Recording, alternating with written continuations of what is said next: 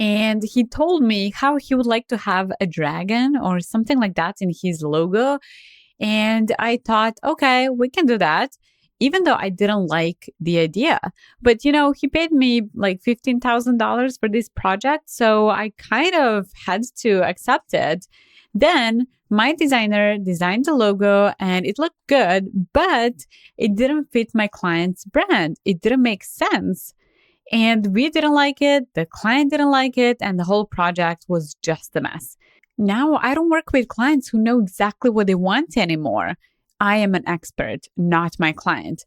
And if you know what you want, go to Fiverr or Upwork, because with me, you don't get just a logo, but a professional experience that will help you grow your business.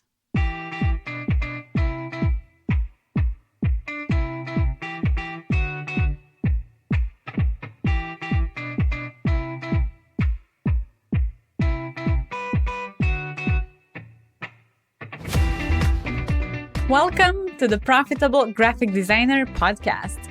I'm Katie Sondel, brand strategist, designer, and the CEO of a successful six-figure design agency. I teach brand, graphic, and web designers how to get more clients, increase their pricing, and build profitable design businesses in a simple and sustainable way. We have online programs, courses, and templates that you can use, as well as our coaching and mastermind high-touch experience for creatives. You can find out more about starting and growing your design business at aventivacademy.com. But until then, grab a cup of coffee and join me in today's podcast episode.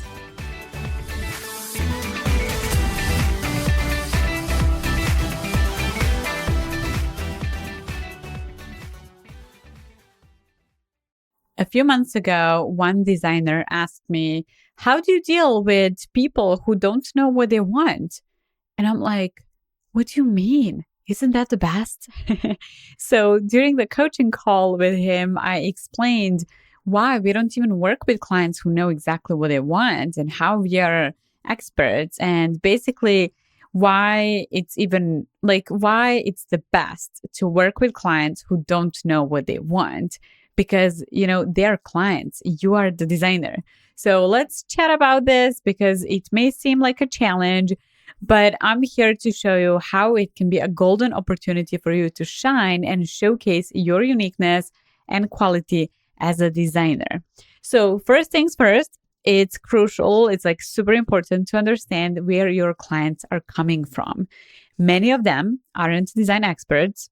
In fact, most of them, all of them, I would say all of them, they're not design experts. They're not designers.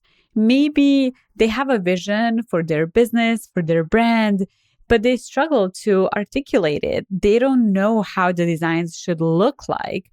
They might come to you and say, I'm looking for something that's feminine, or I'm looking for something that's luxury, or I'm looking for something that's going to look affordable, but they don't know exactly what they want. And when they do, it's usually not going to end up good, because they're not designers, they're not experts.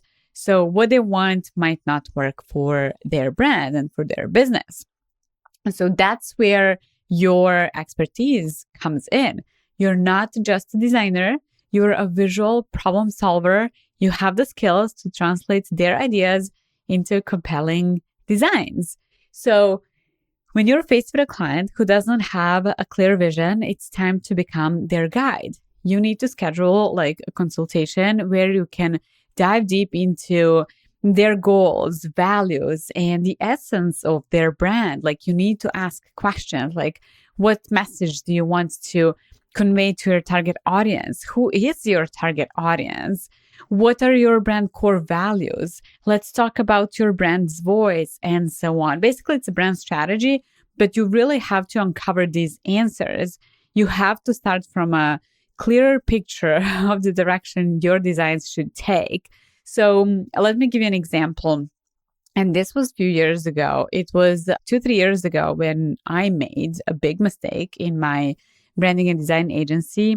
Actually, it was before COVID, I believe. So maybe even more. But long story short, a guy from Florida, he wanted to organize an event. And it was like a wellness retreat or wellness something. I forgot his name. I forgot the details because that project was a nightmare. So he really wanted to organize this event. It's like yoga and meditation and motivation and inspiration. And it sounded like a really cool event. And he wanted to have a dragon, like as his logo. And I was like, wellness and the dragon? Like, how is that connected? And he's like, well, like I want it to be strong and powerful and this and that. And I'm like, okay. I mean, he paid us $15,000 for that project. So I thought, okay, well, maybe we should just do what he wants. So my designer who works for my branding and design agency, developed a logo that looked really, really good.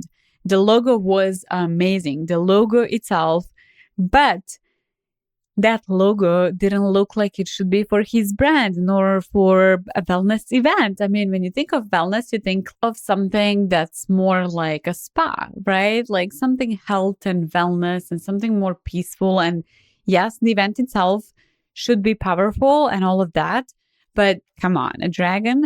So long story short, we developed a logo for his company. And so when we presented that to him, he was like, I don't like it. I mean, I know it's a dragon, but that just doesn't fit. And I'm like, yeah, I know it doesn't fit. And then long story short, we even ended up like canceling the project. And, it was just like, it was a big mess. And it was my mistake because I let the client lead instead of us leading the project. We are experts. He's not. He has no idea what he's talking about. And that's not his expertise. He's not a designer. He doesn't know how to solve his problem. He doesn't know what should be included in the visual identity for his brand. So that's why it's very important that you are the expert and you position yourself as the expert, not your client. So after you ask a lot of questions to the client who doesn't know what they want, you will be able to work on that brand either on your own or with your team in your design agency. But basically, at that point, you want to exclude the client from any visual decisions. So basically, you do the brand strategy, you figure out who the designs are going to be for, which is not for your client, but for his target audience. You know their brand values, you know their brand attributes, you know what they stand for, who they want the designs to be for, who they want to attract, and things like that. And their messaging, all of that. And then you design something for them. Now, the important part is not to jump straight into designing a logo or a website or whatever, but really work on mood boards. So mood boards are going to help your clients figure out in which direction they want to go in. And these are really cool because instead of designing the finals immediately, you get to talk to your client, you get a feedback, you will see what colors they like, what colors work the best for their brand as well.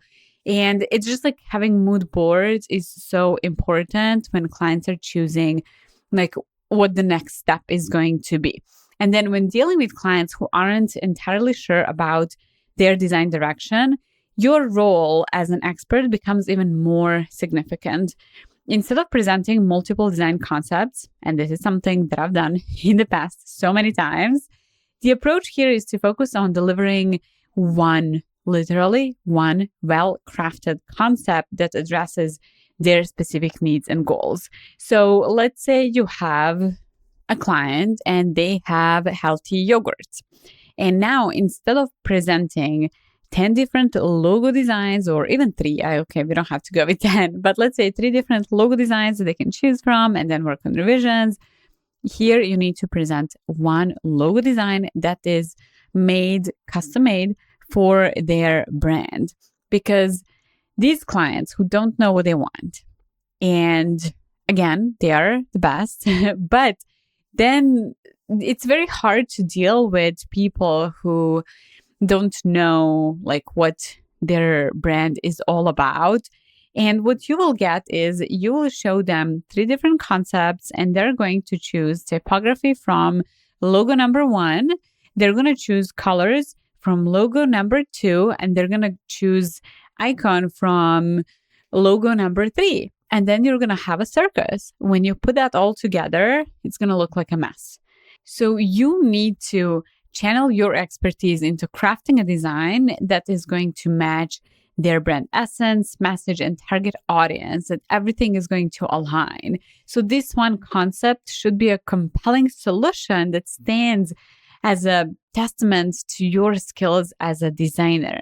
When you present this one concept, ensure that you do so with confidence and that you know exactly why you did it. Explain how it directly addresses their challenges and why it represents the most effective solution for their design needs. And by offering a single, carefully considered concept, you demonstrate your expertise and you gain that trust and you showcase your problem-solving capabilities.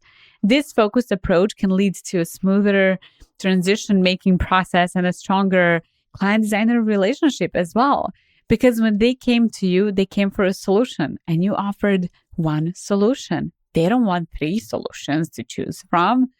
When you're buying a skincare product, let's say you want to buy something that's going to moisturize your skin, and you go to dermatologist, you want to get one lotion that's going to help you with your dry skin. You don't want to get 3 different ones to choose from. You want to get one from the expert, right? The same is with your clients. Now, this is your opportunity to educate your clients about design principles without overwhelming them. Explain why certain design choices align better with their brand's message and target audience. And you really want to explain why, behind your design decisions. And they will be more confident with that one logo or one website or one visual identity or one packaging or whatever it is that you design. So again, it's dealing with people who don't know what they want is amazing. It's very easy. This is where you have to highlight your unique expertise. Really, throughout this entire process, you're not just a designer. You're a problem solver. You're a communicator and a visionary. And when the client doesn't know exactly what they want, they're relying on you to help them solve the problems. And you know how to do that. So dealing with design clients who don't know exactly what they want is really not bad. It's a stepping stone for showcasing your expertise as a graphic brand or web designer. Embrace this opportunity to guide, educate, and collaborate with your clients. And in the end, you'll create designs that not only meet but exceed their expectations. Remember, you're not just a designer. You're the key to turning their vision into reality.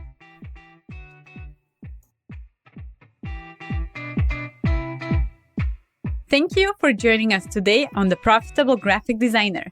In addition to this podcast, we have created some amazing online courses to help you set up your business, get more clients, and scale to the income level you desire.